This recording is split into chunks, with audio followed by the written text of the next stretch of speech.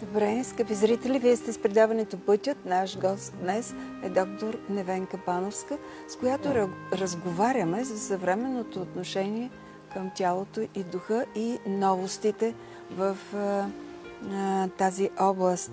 Кога се сещаме, че трябва да се погрижим за тялото си, за духа? Когато започнем да остаряваме или вече по-младите хора по-отрано започват да работят в тази посока? Да, обикновено това, което го виждаме в другия, мислим, че нас няма да ни се случи. Да. Обаче природата е толкова справедлива, че всички вървим по този един и същ ритъм, който е подеднакъв и за кралиците, и за принцесите, и за всички. И заради това системата има в основата красотата на остаряването, което означава приемане на промяната, което се случва, и измененията, които се случват в нашата видима част. Заради това аз казвам, парадоксите могат да се помирят. А това означава младостта и остаряването са двата полюса на красотата. Това означава, че ако няма процеси на остаряване, няма как да има процеси на подмладяване. И те динамично преливат едно в друго и точно това е целта. Когато правиме различни процедури за подмладяване, много е важно да държиме до тази физиология на динамично и хармонично преливане на физиологичните механизми. Не рязко, не операции, не наранявания, но да бъде пак природосъобразно и да си личи, когато една дама е на 40, когато влиза на златните 50. Тя да личи на своите 50, но да има всичко, което е характерно за красивата есен. Ето така трябва, според мен, да изглеждат процесите на остаряване и в тях да се намери красотата. Тоест да няма битка между младостта и старостта, а мирно съвместно съществуване с годините. Абсолютно. Красота във всяка възраст. Както есента е красива и не е нужно да я превръщаме в изкуствена пролет. Защото една изкуствена пролет никога няма да е по-красива от една естествена есен. Естетичните процедури достатъчни ли са, за да преминем спокойно и мъдро през всички възрасти? Или трябва и още нещо? Да. Естетичната дерматология може да изтрие белезите на отминалото време, но все пак в сила остава твърдението, че естетиката отвътре личи и отвън. Така че мозайката на стареене е подеднаква за целия организъм, но ние виждаме как остаряваме външно, но не е достатъчно това. Трябва да работим и на нашите вътрешни механизми, защото мисълта е вибрация, а това е и нашата форма. И много е важно да работим на тези деструктивни програми, ментални програми, които ги имаме, като осъждане, обсъждане, коментиране, минало, бъдеще. Трябва да се освободим от всичко онова, което е нискочестотна вибрация. Трябва един пълен, ментален, емоционален детокс и една диета, която казвам на моите дами, его-диета. Его-диета. Его-диета. Обяснете какво означава его-диета. Това означава, че трябва да променим честотната характеристика и фреквенция на нашите мисли и да си позволим лукса да бъдем честни към себе си. А това означава да приемем себе си, да приемем другите, да приемем цялото в името на една пълна отдаденост, в името на едно личностно съществуване, в името на всичко, защото всичко е любов. И тогава тази любов, това приемане ще се изпише върху нас. Това е много добре потвърдено, показано чрез прочутата анаграма на херметизма, а това е витриол. Това на профански език значи следното. Слез до дъното на земята и там ще намериш камъка на сътворението. А в духовен план, който казвам винаги на моите клиентки, значи слез до дъното на душата и срещни се с твоята личност и върху нея изгради новата личност. Всъщност тук е кодирана тази кинезиология, тази спирала на слизане и израстване. И точно смятам, че тук е тази идея, където естетиката на съзнанието е естетика на тялото.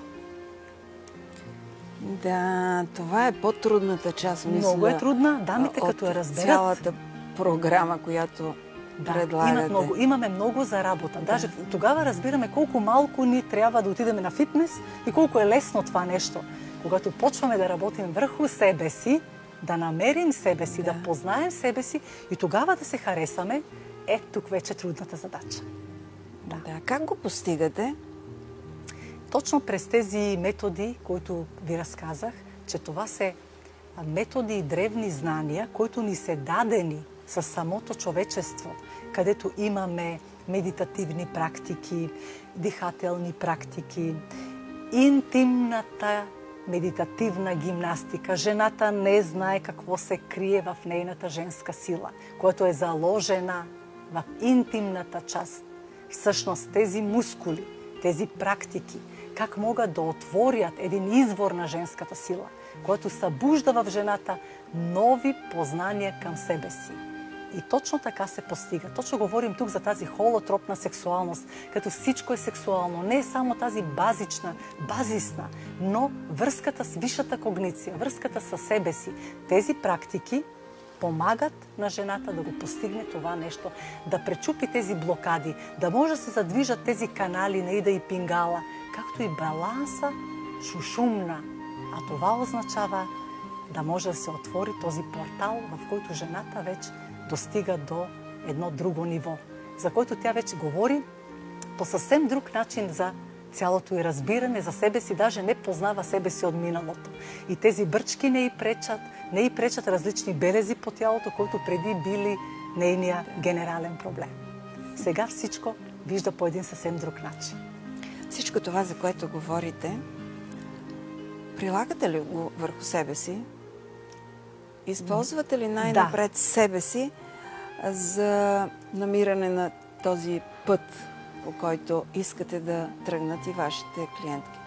Всичко съм пробала върху себе си, даже и грешките съм направила върху себе си. Една от грешките, която намирам за себе си, е била, че бях вегетарианец. Да, и това ми се случи без да знам. В един период реших да имах пост, това некак ми хареса. След това намерих колко тази храна е чиста, колко е хубава, колко добре се чувствам. И това е истина.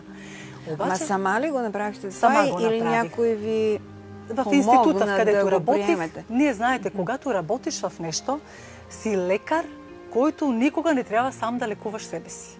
Това означава, че неусетно може да влезеш в някоя крайност. Аз разбрах, че моя организъм не е организъм, на който му отговаря, му пасва вегетарианската храна. И какво направих? Колко време ви трябваше да разберете това? Първите години нищо не усетих. Даже беше едно тяло, където всички мускули бяха релефни, фини и се получи една финна естетика. Обаче след това усетих как, когато ходя на планинарене, планинар съм, това е моят любим спорт, как в ставите много често получавам някакви дисторзии, някакви измествания, което никога не е било. И тогава реших да направя сама на себе си диагностика на състоянието на кожата. Аз разбрах, че архитектониката на моята кожа се променя в такъв вид, че всички пластове, всички слоеви изтъняват. Това означава, че в тялото липсва този колаген. И това означава, че крайностите не са добре. И тогава разбрах, че всичко, което пробвах върху мен, ми донесе и много плюсове, но има и минуси, така че специалистите някога сме пример за себе си, който го показваме какво трябва и не трябва и върху другите. Но това не значи, че моя опит трябва да бъде и върху друг пример, който не трябва. Иначе другите неща правя ги. Спорт, упражнения всяка сутрин, медитативните упражнения, интимната медитативна гимнастика, храненето, което е балансирано, в което няма забрани, няма никакви режими, има всичко, но се знае кое, кога и с кое пасва. И всъщност трябва да имаме този ритъм, който няма да ни изневери, а напротив ще ни даде най-доброто да проличим нашата естетика и нашето естествено тяло и лице. А как успявате да мотивирате вашите хората, с които работите? Няма да уточня мъже, жени, защото явно вече и мъжете имат отношение към всички тези процедури. Как успявате да ги мотивирате, когато срещнете стена, когато срещнете по-трудно приемане на част от нещата, които им предлагате? Да. Или това е строго индивидуално? Случва се, да, случва се. Обикновено при мен идват хора, които вече са подготвени за тази концепция, защото самото име Spa и Wellness им говори за самата система. Тя не идва при мене за естетични инвазивни процедури. Но най-голямата мотивация за една жена е да види със свои очи тя, която излиза от салона. Така че състезанието и мотивацията идват една от друга клиентките. Те си споделят, те се виждат, те се срещат.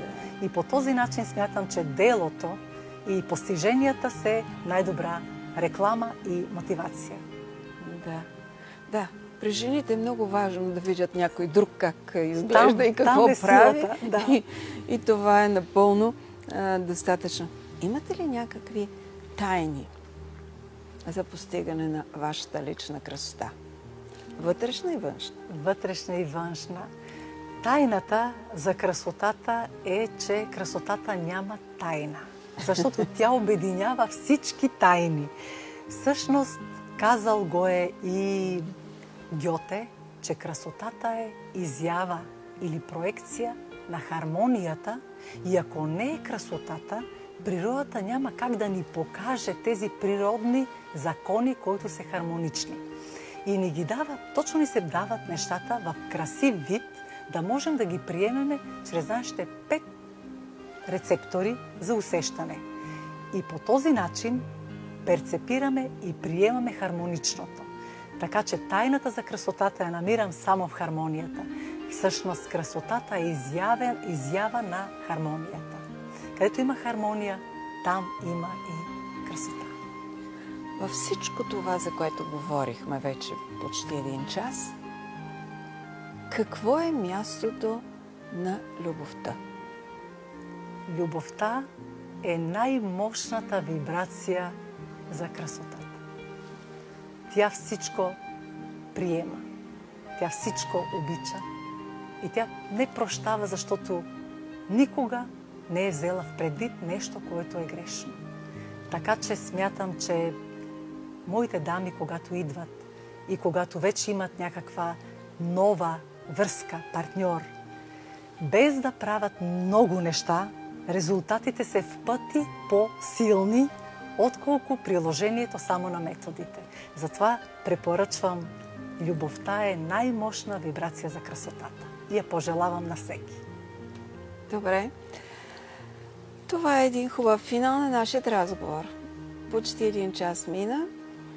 Аз много ви благодаря за това, че приехте поканата и че бяхте наш гост и че ни отворихте тази врата. Ще завършим предаването, както всеки път, с една притча. За днес съм избрала една много мъничка притча, но мисля, че тя достатъчно добре кореспондира с нашият разговор, особено с финала. Притча за най-доброто лекарство.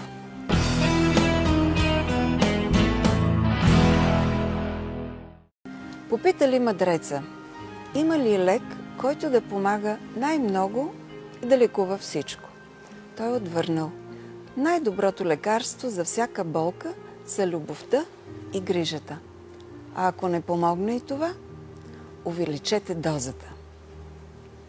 Скъпи приятели, обичайте се и се грижете за себе си. Днес в предаването Пътят ни гостува специалистът по естетична дерматология доктор Невенка Пановска. Очаквам ви и следващата седмица по същото време. Останете с програмата на TV1.